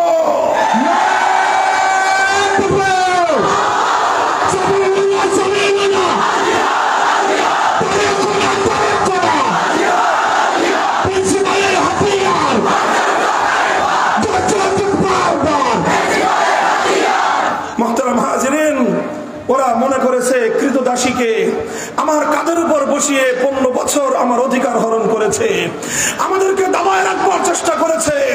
প্রমাণ হয়েছে কোন ভূখণ্ড যখন বিপ্লবের জন্য প্রস্তুত হয়ে যায়, কোন নেতার নেতৃত্বের প্রয়োজন হয় না। কোন ভূখণ্ড যখন বিপ্লবের জন্য উর্বর হয়ে ওঠে, বড় কোন রাজনৈতিক দলের প্রয়োজন হয় না। সামান্য কিছু ইয়াং ছাত্ররা বিপ্লবের নেতৃত্ব দিতে পারে। শেখ হাসিনা, জালিম শাহীর মতো যুগের নব্য ফেরাউন তাদেরকে দেশ থেকে উৎখাত করে ছাড়তে পারে। ভয় কিসের? তুমি ন্যায়ের ঝান্ডা নিয়ে দাঁড়াও, সাহায্য করবেন কে? তুমি হকের ঝান্ডা নিয়ে দাঁড়াও, তোমার পক্ষে গায়েবী মদদ নাযিল করবেন কে? তোমরা প্রস্তুত হও, ইনশাআল্লাহ বিপ্লব হবে এই মাটিতে, চূড়ান্ত বিপ্লব হবে মাটিতে। আল্লাহ পাক তৌফিক দান করেন। কাজেই বৈষম্য, বেইনসাফি মামুলি কোনো বিষয় নয়। আমরা যখন রাষ্ট্রকে নিয়ে, যখন সমাজ নিয়ে, প্রশাসন ব্যবস্থা নিয়ে, বিচার ব্যবস্থা নিয়ে যখনই আমরা কথা বলতে যাই, তখনই একদল মানুষ মনে করে যে এই সমস্ত প্রসঙ্গ হুজুরদের আলোচনার বিষয় না। এটা সমাজের আরেকটা বড় জাহেলিয়াত। এটা দুই শ্রেণীর মধ্যে, হুজুরদের মধ্যে এই জাহেলিয়াত অনেকটাই প্রভাব বিস্তার করে তাদেরকেও প্রভাবিত করে ফেলেছে। এখন আলেমরা হীনমন্যতায় ভুগছে। হে ওলামায়ে কেরাম, নামাজের ওয়াজ করা যেরকম তোমার জিম্মাদারি, বেইনসাফির বিরুদ্ধে ওয়াজ করা তোমারই জিম্মাদারি। মানুষকে পর্দাপুশিদের ওয়াজ করা যেরকম আলেমদের দায়িত্ব, এই বিচার ব্যবস্থাকে ভেঙে গুড়িয়ে দিয়ে ইসলামী বিচার ব্যবস্থা কায়েম করার সংগ্রাম করো তোমারই জিম্মাদারি। আল্লাহ পাক বুঝবার তৌফিক দান করেন। ঘরে ঘরে প্রিন্সিপাল হাবিবুর রহমান পয়দা করে দেন আল্লাহ পাক। ইনশাআল্লাহ আমরা জেগে আছি। কথা বলো ঠিক না ঠিক? বিপ্লব আসবে কি আসবে না? ইনশাআল্লাহ আসবে। আল্লাহ নবী সর্বশেষ যে কথাটা বললেন, তিনি বললেন যে দেখো, ওয়াল্লাহ লাউ আন্না ফাতিমাতা বিনতে মুহাম্মাদিন সারাকাত লাকাতাতু ইয়াদাহা। হে আমার জাতি, শুনে রাখো, শুধু আমার ব্লাড কানেক্টেড ফাতেমা নয়, শুধু আমার দাদির পরিবারের আমার আত্মীয় ফাতেমা নয়, আজ যদি আমি মুহাম্মদুর রাসূলুল্লাহর কলিজার টুকরা, আমার কন্যা, আমার সবচেয়ে আদরের দুলালী ফাতেমা যদি আজকে চুরি করে ধরা পড়তো, আমি আল্লাহর নামের শপথ করে বলছি তার হাত কেটে দিতে আমি এক মুহূর্ত বিলম্ব করতাম না। ইনসাফ এটাকেই বলে। ইনসাফ শুধু আরেকজনের পোলার উপর দিয়ে বিচার করার নাম ইনসাফ নয়। ইনসাফ হলো নিজের ছেলে অন্যায় করলে সর্বপ্রথম তার বিরুদ্ধে ইনসাফ কায়েম করা। আমার নবী ইনসাফ শুরু করেছিলেন নিজের ঘর থেকে। আমার নবী ইনসাফ শুরু করেছিলেন নিজের পরিবার থেকে। আল্লাহ নবী যখন ঘোষণা দিলেন, আলা ইন্না দিমাআল জাহিলিয়াতি মাওযুউন তাহতা কদামাইয়া ওয়া ইন্না রিবাল জাহিলিয়াতি মাওযুউন তাহতা কদামাইয়া, জাহিলি যুগের সমস্ত কুপ্রথা, সমস্ত সুদী ব্যবস্থা আমি ধ্বংস ঘোষণা করলাম, বিলুপ্ত ঘোষণা করলাম। ওয়া ইন্না আউওয়ালা রিবান আদাহু রিবাল আব্বাস ইবনে আব্দুল মুত্তালিব, সর্বপ্রথম যার সুদ আমি মওকুফ ঘোষণা করলাম সেটা হলো আমার আপন চাচা আব্বাস রাদিয়াল্লাহু আনহু। সম্পদশালী মানুষ ছিলেন, সুদের উপর টাকা লগ্নি করতেন। আল্লাহর নবী ঘোষণা দিয়ে দিলেন, যারা যারা আমার চাচার কাছ থেকে সুদের উপর ঋণ নিয়েছিল, শুধুমাত্র মূল পুঁজি ফেরত দিবা, 1 টাকাও সুদ দিবা না। ইনসাফ কায়েম করতে হয় নিজের পরিবার থেকে, নিজের ঘর থেকে। বর্তমান সরকার, ভবিষ্যৎ সরকার, অতীত সরকারকে তার বলে লাভ নাই। সবাইকে বলি, ইনসাফ কায়েম করার যদি কারো সৎ নিয়ত থাকে, আমাদেরকেও বলি সর্বপ্রথম নিজের ঘরানার মধ্যে থেকে বিচার শুরু করতে হবে। আল্লাহ পাক বুঝবার তৌফিক দান করেন। আমি আলোচনায় ছিলাম কোথায়? ওই আল্লিমুহুমুল হিকমা, তালিমে হিকমা। এক একটা বিধান তেলাওয়াত করলে দায়িত্ব শেষ হয় না, ব্যাখ্যা করে তাফসীর করে দিলে, সুরেলা কণ্ঠে ওয়াজ করে দিলে দায়িত্ব শেষ হয় না। বলবেন শুধু সুরেলা কণ্ঠে না, আমার মতো এরকম বজ্র হুঙ্কার দিয়ে চিৎকার করলেও দায়িত্ব শেষ হয় না। সব একই কথা, শুধু কথা দিয়ে দায়িত্ব শেষ হয় না। আল্লাহর নবীর 3 নম্বর দায়িত্ব ছিল, যতগুলো কথা জীবনে বলেছেন প্রত্যেকটা কথা প্র্যাকটিক্যাল বাস্তবায়ন করে মানুষকে দেখায় দেন। এটাই হলো তালিমে হিকমত। আলহামদুলিল্লাহ, এই তালিমে হিকমতের জন্য আমার জাতির মধ্যে অনেকগুলো দ্বীনি কাজ চলমান আছে। কথা বলেন ঠিক না? বলবেন কি কি কাজ? 1 নম্বর কাজ, তালিমে হিকমতের জন্য দাওয়াত এবং তাবলীগের মেহনত চলছে। দাওয়াত এবং তাবলীগের মেহনতের মধ্যে মানুষকে ইসলাম, দ্বীন এবং কোরআনের অনেক বিধান প্র্যাকটিক্যালি শেখানো হয়। এটা হলো তালিমে হিকমতের একটা মারকাজ। তালিমে হিকমতের আরেকটা মারকাজ হলো মজলিসে দাওয়াতুল হক।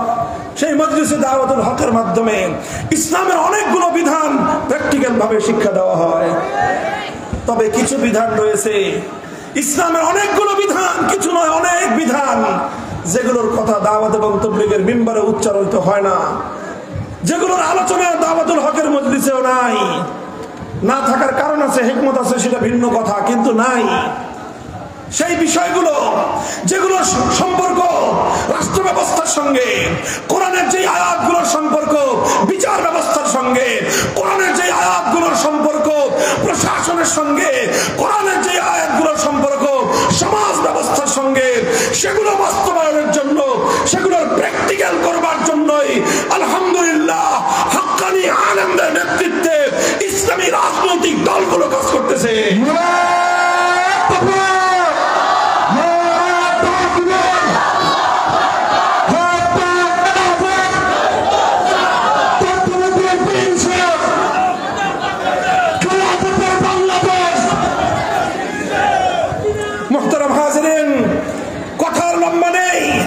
আমি কি বললাম? তালিমে হিকমতের এই কাজগুলো আজও চলছে, কিছু কিছু হলেও দাওয়াত এবং তাবলীগের মধ্যে কিছু চলছে। কাজে এই মেহনতটাকে সঠিক মানহাজের উপর রাখতে হবে। দাওয়াতুল হকের মধ্যে চলছে, এই কাজটাকেও সঠিক ধারার উপর রাখতে হবে। কেউ যেন এটাকে নিজস্ব ব্যক্তি স্বার্থে ব্যবহার করতে না পারে, সেই ব্যাপারে সোচ্চার থাকতে হবে। একইভাবে তালিমে হিকমতের অনেকগুলো বিধান সমাজ, রাষ্ট্র, বিচার ব্যবস্থা, প্রশাসন এই জায়গাগুলোর সঙ্গে সংশ্লিষ্ট। আল্লাহর কোরআনের এক একটা বিধান সমাজে প্র্যাকটিক্যাল বাস্তবায়ন করবার জন্য সিয়াসতে শরঈয়া, ইসলামী রাজনীতির অবিচ্ছেদ্য কর্মকাণ্ড পরিচালিত হচ্ছে। কথা বলেন ঠিক না বেঠিক? সর্বশেষ আল্লাহর নবীর 4 নম্বর কর্মসূচি হলো ওয়ায়ুযাক্কিহিম, তাজকিয়া। তাজকিয়া সম্পর্কে একটা কথা বলে আলোচনা সমাপ্তির দিকে দিব। তাজকিয়ার অর্থ হলো কি? যেই কোরআন তেলাওয়াত করেছেন প্রথমে, তারপরে তার ব্যাখ্যা এবং মর্ম বুঝিয়েছেন দ্বিতীয় পর্যায়ে, তালিমে হিকমতের মাধ্যমে সেটা আমলে পরিণত করেছেন। এবার তাজকিয়ার মাধ্যমে সেই কোরআনকে আখলাকে পরিণত করেন। কোরআনী আখলাক তৈরি হওয়া, কোরআনী স্বভাব তৈরি হওয়া, এটার নামই হলো তাজকিয়া। আল্লাহর নবীর 4 দফা কর্মসূচি বোঝা গেল। নবীজির এই তাজকিয়ার কর্মসূচি অব্যাহত রাখার জন্য আজও হক্কানি উলামায়ে কেরাম, মাশায়েখে ইজাম, পীর সাহেবান, তাসাউফ এবং খানকাহি মেহনত করতেছেন। কথা বলেন ঠিক না বেঠিক? এই প্রত্যেকটা কাজ নবীওয়ালা কাজ। এই প্রত্যেকটা কাজ ইসলামের এক একটা ধাপ, এক একটা শাখাকে সমাজে জীবন্ত করে রাখার পরিশ্রম। এই জন্য আমি বলি, তেলাওয়াতে কিতাবুল্লাহর জন্য মক্তব এবং হেফজখানা জিন্দা থাকবে। আপনারা আমার কথা যদি সমর্থন করেন তাহলে আপনারা সম্মতি জ্ঞাপন করবেন। পরিষ্কার বলছি, তেলাওয়াতে কিতাবুল্লাহর জন্য মক্তব এবং হেফজখানা জিন্দা থাকবে। তালিমে কিতাবের জন্য ইসলামী শিক্ষা ব্যবস্থা জিন্দা থাকবে। তালিমে হিকমতের জন্য দাওয়াত এবং তাবলীগের সহিহ ধারার মেহনত চালু থাকবে।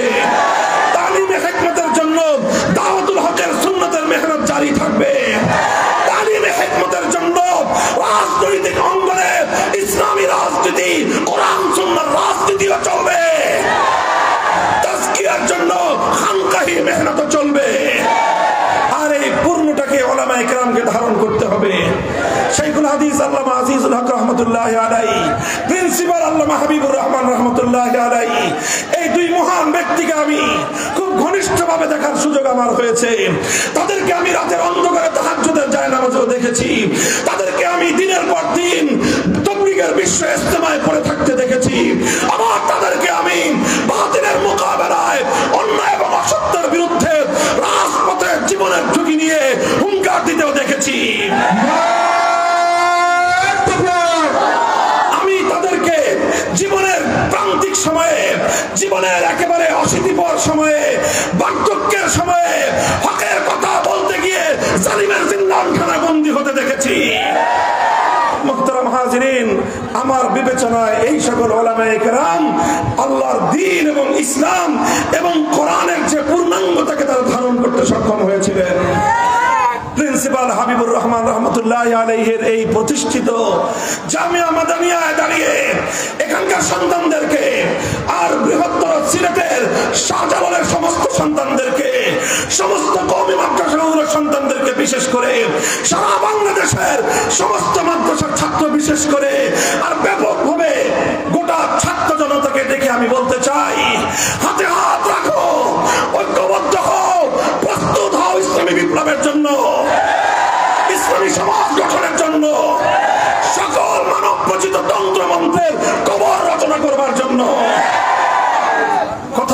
না বেঠিক?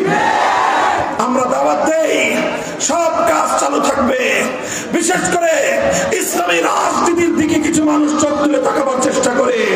হুঁশিয়ার করে বলতে চাই, ইসলামী রাজনীতি আল্লাহর কোরআনের কিছু বিধান সমাজে বাস্তবায়ন করবার অপরিহার্য মেহনত। এই বিষয়ে যারা কোন কটূক্তি করবে, জিদ টেনে ছিঁড়ে ফেলবো আমরা।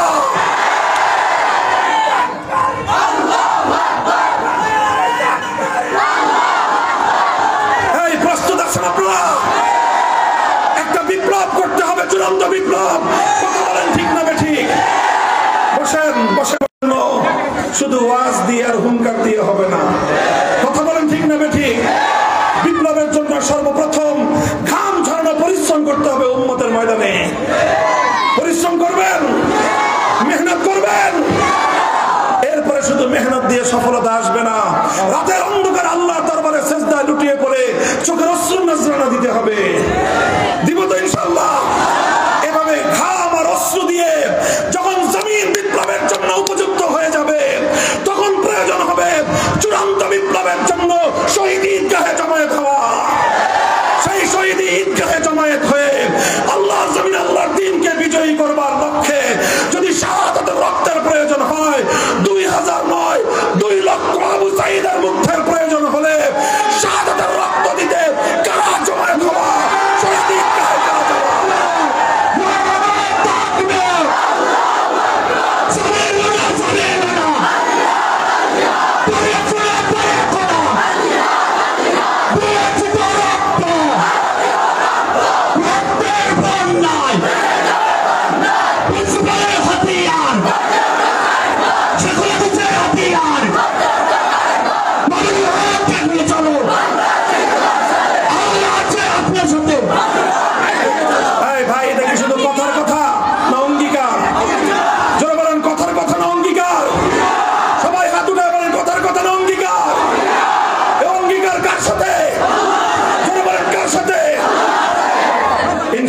আল্লাহ দেখেছেন, আল্লাহ শুনেছেন।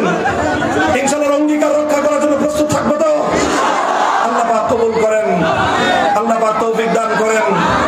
আমাদের জন্মভূমি আজন্ম ইসলামের লালন ভূমি। এই মাটিতে ইসলাম ছাড়া অন্য কোনো কিছু দেখা আমাদের জন্য ভালো লাগে না। আমরা আমাদের জীবদ্দশায় পূর্ণাঙ্গ ইসলামকে বিজয়ী দেখতে চাই। আল্লাহ সেই সোনালী দিন দেখার তৌফিক দান করেন। وآخر دعوانا الحمد لله رب العالمين. سبحان الله وبحمده سبحان الله العظيم. اللهم صل على محمد وعلى آل محمد كما صليت على إبراهيم وعلى آل إبراهيم إنك حميد مجيد. يا حي يا قيوم برحمتك نستغيث أصلح لنا شأننا كله ولا تكلنا إلى أنفسنا طرفة عين. إله العالمين رب العالمين আমাদের এই 2 দিনের মাহফিলকে আপনি কবুল ফরমান। আয় আল্লাহ, প্রিন্সিপাল আল্লামা হাবিবুর রহমান রহমতুল্লাহ আলাইহির হাতে রচিত এই কাজ আয় আল্লাহ আজ মহির হয়ে পরিণত। আয় আল্লাহ, তার এই সাজানো বাগান কিয়ামত পর্যন্ত আপনি সজীব রাখুন। আয় আল্লাহ, এখান থেকে অসংখ্য বীর মুজাহিদ প্রিন্সিপাল তৈরি করুন। আয় আল্লাহ, আপনার দ্বীনের জন্য যোগ্য দায়ী, যোগ্য মুজাহিদ ইয়া আল্লাহ আপনি কর্মবীর তৈরি করে দিন। আয় আল্লাহ, তালিম, তারবিয়ত, তামির, মালিয়াত সব দিক থেকে তারাক্কি এবং উন্নতি দান করুন। সমস্ত হাজাতগুলোকে আল্লাহ আপনি গায়বের খাজানা থেকে পুরা করে দিন। ইলাহুল আলামিন রব্বুল আলামিন, আয় আল্লাহ, আমাদের এই মাতৃভূমি, জন্মভূমি, শাহজালালের ভূমি, নিসার আলী তিতুমীর রহমতুল্লাহ আলাইহির জমি, আয় আল্লাহ হাজী শরীয়তুল্লাহর ভূমি, এই জমিনকে আল্লাহ আপনি ইসলামের ঘাঁটি হিসেবে কবুল ফরমান। ইসলামের বলকে বালা করে দিন, কালিমার ঝান্ডাকে আল্লাহ আপনি সমুন্নত করে দিন। ইলাহুল আলামিন রব্বুল আলামিন, আয় আল্লাহ আপনি আমাদের জিন্দেগীর সমস্ত গুনাহ খাতাগুলি মাফ করুন।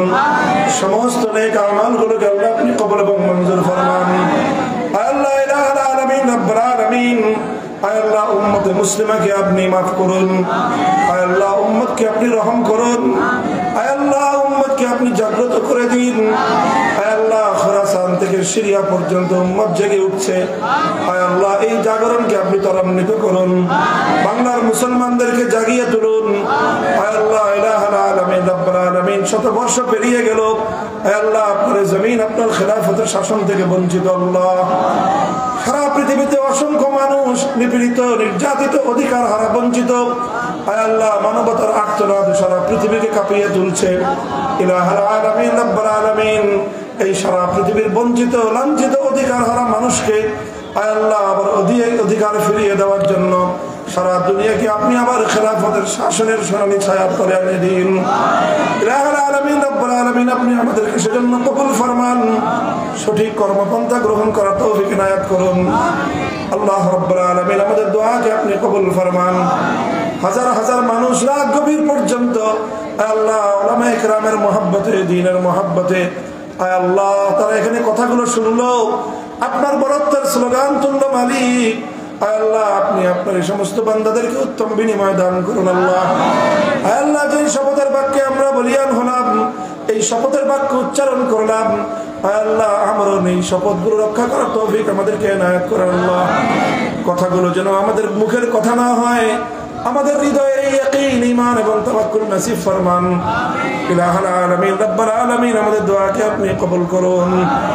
ربنا تقبل منا إنك أنت السميع العليم وتب علينا يا مولانا إنك أنت التواب الرحيم سبحان ربك رب العزة عما يصفون وسلام على المرسلين والحمد لله رب العالمين.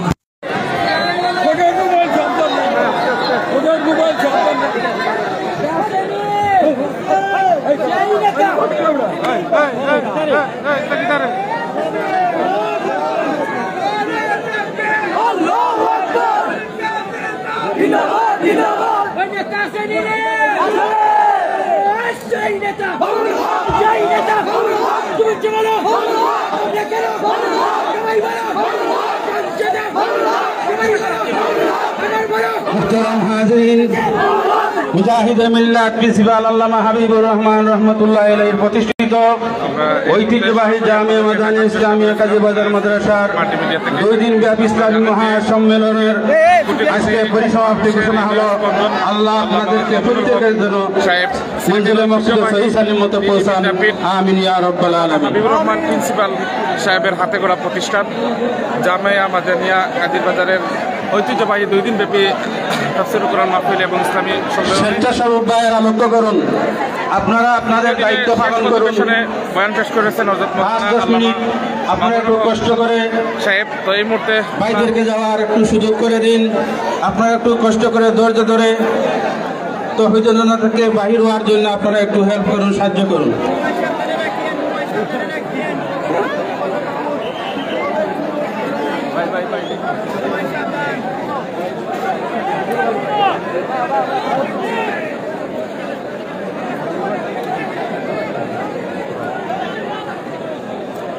মোবাইল সাবধানে রাখিয়েন, ঘুরে নিয়ে যাবে, মোবাইল সাবধানে রাখিয়েন।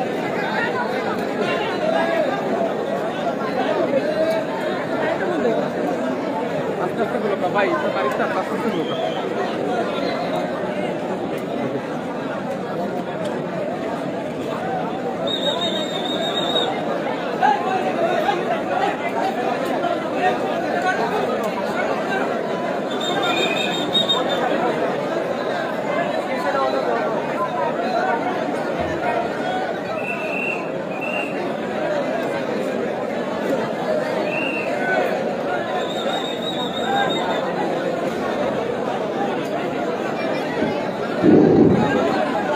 এখানে আল্লামা মাহমুদুল হক সাহেব চলে গেছেন, অলরেডি উনি গাড়িতে চলে গেছেন।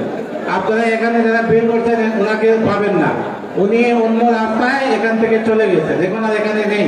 মেহেরবানি করে আপনারা সামনের দিকে চলুন, এখানে বিল করবেন না। গাড়ি সাইডে যারা বিল করছেন আপনারা ওনাকে দেখতে পারবেন না, উনি হয়তো গাড়িতে চলে গেছেন।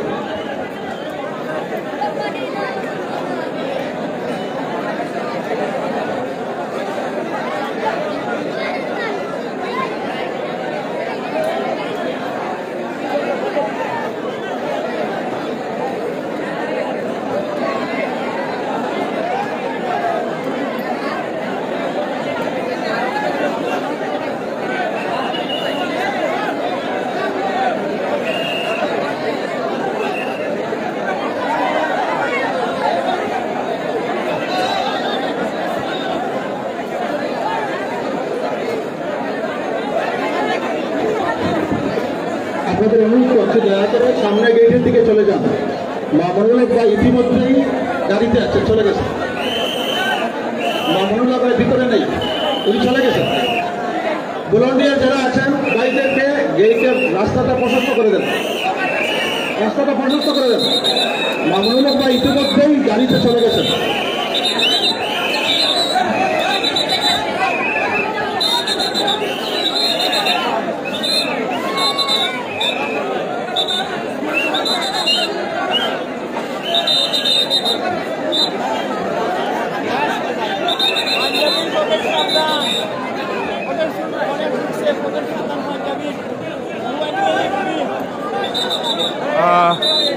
এই মুহূর্তে আমাদের সাথে অনেকে রয়েছেন, বিশেষ করে আপনারা জানেন যে ঐতিহ্যবাহী দ্বীনি বিদ্যাপীঠ প্রিন্সিপাল হাবিবুর রহমান রহমতুল্লাহ আলাইহি প্রতিষ্ঠিত জামিয়া মাদানিয়া ইসলামিয়া কাজীর বাজারের ঐতিহ্যবাহী মাদ্রাসায় যে আজকে 2 দিন ব্যাপী ইসলামী মহাসম্মেলন, সেই সম্মেলনের দ্বিতীয় দিন কিন্তু আপনারা জানেন যে শেষ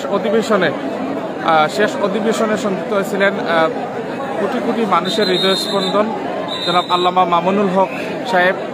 তিনি একটু আগে এখানে বয়ান শেষ করে অলরেডি চলে গেছেন এবং এই মুহূর্তে আপনারা দেখতে পাচ্ছেন কাদির বাজার মাদ্রাসার ভিতরে যে প্রাঙ্গণ রয়েছে, এখানে বলা যায় যে হাজার হাজার মানুষ কিন্তু এখানে জড়ো হয়েছিলেন এবং বিশেষ করে আপনারা জানেন যে আল্লামা প্রিন্সিপাল হাবিবুর রহমান সাহেবের স্মৃতি জড়িত এই কাদির বাজার মাদ্রাসায় আজকে 2 দিন ব্যাপী তাফসিরুল কোরআন মাহফিলের শেষ দিন, অর্থাৎ আজকে সমাপনী দিন এবং শেষ দিন সেই সমাপ্ত হয়ে গেছে আপনারা দেখতে পাচ্ছেন।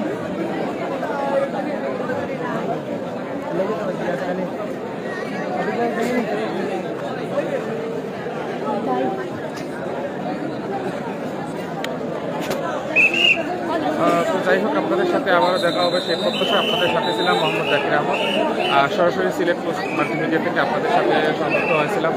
আল্লামা মামুনুল হক সাহেবের অগ্নিজোড়া বক্তব্য আপনারা শুনেছেন। দীর্ঘ সময় যারা আমাদের সাথে লাইভে সংযুক্ত ছিলেন প্রত্যেককে ধন্যবাদ জানাচ্ছি। আবারও দেখা হবে সেই প্রত্যাশায়।